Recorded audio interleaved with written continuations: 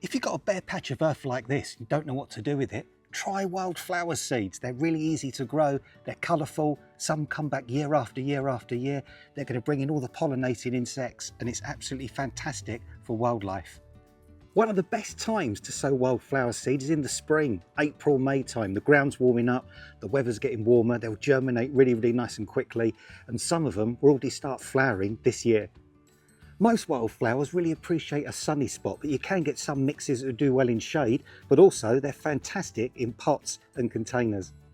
You can get annual or perennial wildflowers. Annual wildflowers are things like corn marigold, corn cockle, or poppies, for example. Or you can get perennial ones as well, things like campion, things like oxeye daisy, for example. The annual ones, they flower and set seed after they've died, and they'll come back next year from fresh seed. The perennial ones will come back year on year from the root and just keep giving that wonderful wildflower display. First thing you want to do is dig over the soil to break it up nicely, knock down any really big lumps, remove any large stones like this, for example. And then once you've got most of the stones out, you can just get a rake and rake that nice and level. It's very, very easy to grow. They don't need really rich soil, so don't add manure or compost or fertilizer.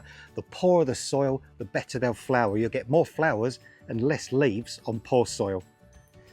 So when you prepare for sowing, you need to know how big the area is. You can measure up the entire area with a tape measure, and then you can work out how many grams per square meter of wildflower seed you need.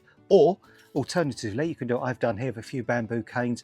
I've actually made a square meter set square for myself there, and then I know to just sow so many grams per that meter there, and I'm going to get exactly the amount I need. Because the important thing is it's not over sow. You need to get it just right. If you put too many seeds in one area, they're all going to compete with each other and not have space to develop. So correct measuring and the right amount of seed per square meter is really, really important.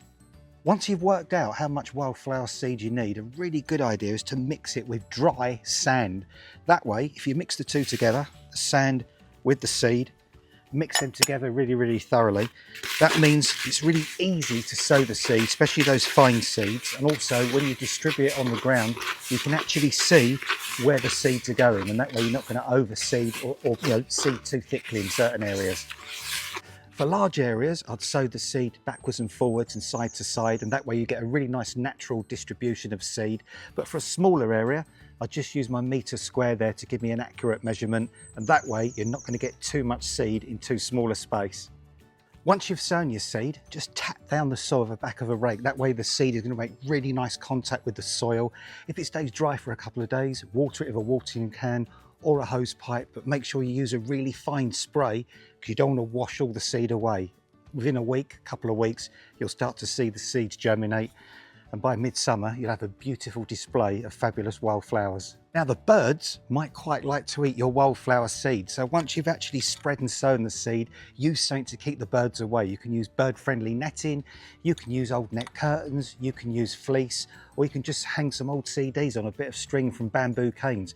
That way it will scare the birds away and your seeds will have a chance to germinate and grow. So if you've got a big patch of bare earth and you don't know what to do with it, sow wildflowers. They're easy, they're cheap, they're straightforward, they'll last for years and they'll just look fantastic. And Mother Nature will love you for doing it.